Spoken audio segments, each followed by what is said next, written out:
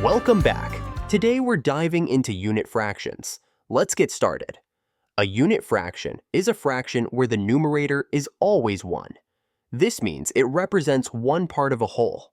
We write a unit fraction as 1 over b, where b is a whole number that tells us how many equal parts the whole is divided into. The key idea here is that we're dividing something into b equal parts, and one of those parts is what we're talking about. Let's start with 1/2. Here, we have a circle. Now, we divide it into 2 equal parts. One of these parts represents 1/2. So when you see 1/2, it means one part out of 2 equal parts. Now, let's take a look at a non-example. Here we have a circle that looks like it's divided into 2 parts, but notice how one part is larger than the other. Even though one part is shaded, this is not a unit fraction because the parts aren't equal.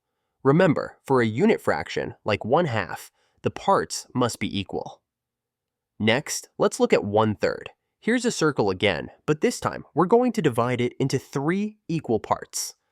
One of these parts represents 1/3. So 1/3 means that the whole is divided into 3 equal parts, and we're looking at just one of them. Here's a non-example. In this circle, the parts are not equal. See how one part is bigger than the other two? Even though one part is shaded, this is not a unit fraction. For 1/3, all the parts need to be equal, just like in the earlier example. Finally, let's look at 1/4. Here's a circle, and we divide it into 4 equal parts. One of these parts represents 1/4. This means the whole circle has been split into 4 equal pieces, and we're focusing on just one of them. Here's a non-example for 1/4. Notice how the circle is divided into 4 parts, but some parts are larger than others. Even though one part is shaded, this is not a unit fraction. The parts need to be equal to represent 1/4.